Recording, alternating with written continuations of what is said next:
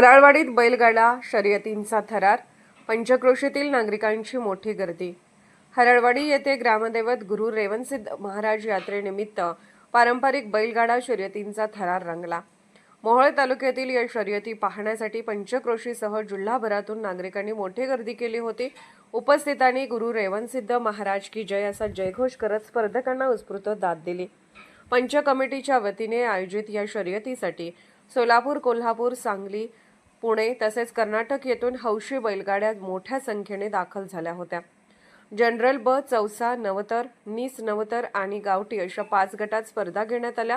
General ब गटात केशव शेळके यांनी प्रथम क्रमांक पटकावला, तर विजय गावडे घेरडी यांनी द्वितीय आणि निशांत पाटील हराळवाडी यांनी तृतीय क्रमांक मिळवला। चौसा गटात प्रशांत गायकवाड प्रथम, बापू गरंडे द्वितीय आणि आप्पा झिंजे पडळकरवाडी तृतीय ठरले। नवतर गटात सिद्धू बंडगर गोनेवाडी प्रथम, वसंत गरंडे नंदेश्वर द्वितीय आणि सुरेश योंगर घेरडी तृतीय ठरले। नीस नवतर गटात बाबा चव्हाण प्रथम, पिंटू हराळे द्वितीय आणि रोहित शेळके तृतीय आले। गावठी गटात रामचंद्र शेळके यांनी प्रथम, केशव शेळके द्वितीय आणि बिराप्पा हराळे यांनी तृतीय क्रमांक पटकावला।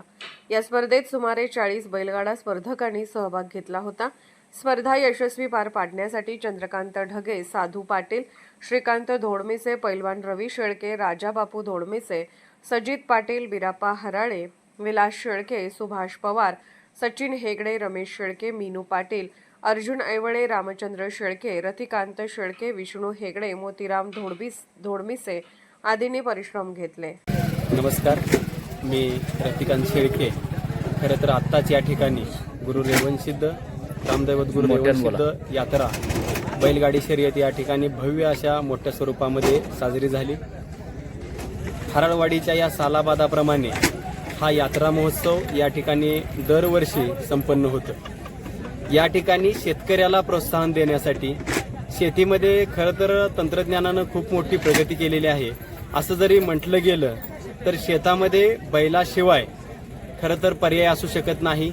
चांगल्या प्रकारची जी शेतीची मशागत आहे ती फक्त आणि फक्त बैलानेच होऊ शकते आणि या आपल्या देशामध्ये बैलाची जी खिलार जात आहे ही नामशेष होण्याच्या मार्गावर आहे आणि ही जात वाढवण्यासाठी पारंपरिकतेनुसार या गावामध्ये ही पिढी पुढेही सातत्यानं अशीच वाटचाल करत आहे। गावामध्ये या ठिकाणी आत्ताच झालेल्या बैलगाडा शर्यतीमध्ये 5 गट करण्यात आलेले होते।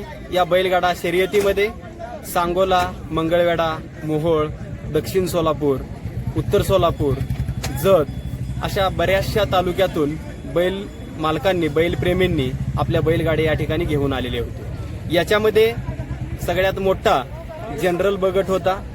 प्रथम क्रमांक आलेला आहे केशव मालक शेळके, हराळवाडी तालुका मोहोळ, इनाम आहे 31,000 रुपये। द्वितीय क्रमांक आहे विजय गावडे, घेरडी तालुका मंगळवेढा, सांगोला, इनाम आहे 21,000। तृतीय क्रमांक जो आलेला आहे तो निशांत पाटील, हराळवाडी तालुका मोहोळ, इनाम आहे 11,000 रुपये। याच्यामध्ये दुसरा गट होता चौसा गट। याच्यामध्ये प्रथम क्रमांक आहे प्रशांत अण्णा गायकवाड, हराळवाडी, 11,000। बापू गरंडे नंदेश्वर तालुका मंगळवेढा, इनाम 7,000 रुपये। तृतीय क्रमांक आहे आप्पा झिंजे, पडळकरवाडी तालुका मंगळवेढा, इनाम आहे 5,000 रुपये। त्यानंतरचा गट आहे नवतर आदत गट, सिद्धू बंडगर गोनेवाडी तालुका मंगळवेढा, इनाम आहे 7,000 रुपये। द्वितीय क्रमांक आहे वसंत गरंडे नंदेश्वर, इनाम आहे 5,000 रुपये। तृतीय क्रमांक आहे सुरेश यमगर घेरडी तालुका सांगोला, इनाम आहे 3,000 रुपये। त्यानंतर गावातील बैलगाडा मालकांना प्रोत्साहन देण्यासाठी नीस नवतर लहान बैलजोडींचा गट या ठिकाणी तयार करण्यात आलेला होता। बाबा चव्हाण, इनाम आहे 7,000 रुपये। द्वितीय क्रमांक पिंटू हराळे, इनाम आहे 5,000 रुपये। तृतीय क्रमांक रोहित शेळके, इनाम आहे 3,000 रुपये।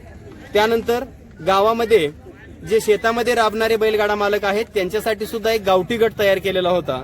याच्यामध्ये सुद्धा 3 क्रमांक आलेले आहेत। रामचंद्र शेळके, इनाम आहे 7,000 रुपये।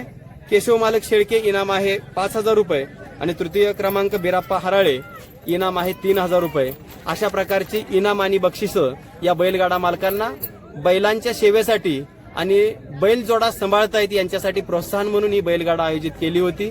आणि त्यांना बक्षिसाचं वितरणही या ठिकाणी करण्यात आलेलं आहे. माझे नाव साधू ज्ञानदेव शेळके, राहणार म्हणजे हराळवाडी येथील शेळके घराण्याची परंपरा 100 वर्षापासून गावच्या यात्रेची परंपरा आहे. त्यामध्ये शेतकऱ्याचं प्रोत्साहन म्हणून आपल्या गावामधील बैलगाड्या शर्यती 100 वर्षापासून करत असताना बाहेर गावून प्रत्येक 4-5 जिल्ह्यातून आम्हाला बैलगाडी मालकांनी सहकार्य केल्याबद्दल आणि सर्व गाडीवारांचं अभिनंदन करून यात्रा कमिटी सर्व गावकऱ्यांचं, गावातून सर्व लोकांचं व बाहेर गावातील सर्व आसपासच्या गावातल्या लोकांच्या सहकार्यामुळे यात्रा परंपरा कायमस्वरूपी चालू राहावं, शेतकऱ्याला प्रोत्साहन मिळावं म्हणून हा बक्षीस समारंभ प्रत्येक 3-4 गट सोडलेले असतात. एक प्रथम क्रमांकाला 31,000, 21,000 आणि तृतीय क्रमांकाला 11,000 असं मिळून 3-4 गटाला समान बक्षीस देण्यात येत असते आणि प्रोत्साहन पण शेतकऱ्याला मदत मिळण्यासाठी आणि सहकार्य करण्यात गावकऱ्यांच्या वतीने येत असते. गुरु रेवणसिद्ध ग्रामदैवत हराळवाडीचे गुरु रेवणसिद्धाच्या यात्रेनिमित्त आज या ठिकाणी भव्य बैलगाडा शर्यतीचं आयोजन केलेलं होतं. तरी या बैलगाडीमध्ये पंचक्रोशीतील त्याचबरोबर इतर जिल्ह्यामधील अनेक बैलगाडा शर्यत व प्रेमी त्याचबरोबर बैलगाड्या यामध्ये सहभागी झालेल्या होत्या. त्याच्यामध्ये आदत गट असेल, नवतर आदत गट असेल, ब गट जनरल असेल, गावठी गट असेल, तर अशा प्रकारे जवळपास 35 ते 40 बैलगाड्या या शर्यतीमध्ये सहभागी झालेल्या होत्या आणि त्यामध्ये प्रत्येक गटातून प्रथम, द्वितीय, तृतीय असे 3-3 क्रमांक या ठिकाणी काढलेले आहेत. त्याचबरोबर ग्रामदैवत गुरु रेवणसिद्धांच्या यात्रेनिमित्त भव्य कुस्त्यांचं देखील या ठिकाणी आयोजन केलेलं असतं.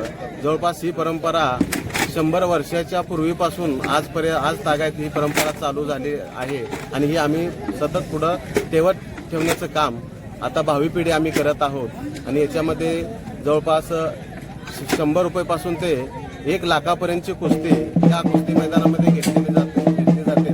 त्याचबरोबर या कुस्ती मैदानामध्ये अनेक नामवंत मल्ल देखील या कुस्त्यांमध्ये सहभागी झालेले आहेत. त्याचबरोबर आमच्या पूर्वजांनी ही जी काय परंपरा सुरू केलेली होती, तर ही परंपरा पंचक्रोशीतील मल्लविद्या असेल किंवा कुस्ती हा जो क्रीडा प्रकार आहे, तर त्याला जतन करून ठेवण्याचं काम आज देखील समाजामध्ये केलं जात आहे. त्याचबरोबर कुस्तीतील मल्लांना प्रोत्साहन देण्यासाठी या कुस्त्यांचं आयोजन केलं जातं. त्याचबरोबर महाराष्ट्र त्याचबरोबर संपूर्ण देशामध्ये जी काही खिलार जात आहे, तर त्या खिलार जातीचं जतन आणि संगोपन करण्यासाठी त्याचबरोबर त्याचं पालनपोषण करण्यासाठी या बैलगाडा शर्यतींचं आयोजन केलेलं जातं आणि त्याला पालनपोषण करणाऱ्या मालकांना प्रोत्साहित करण्यासाठी अशा मोठ्या बैलगाड्यांचं या ठिकाणी आयोजन केले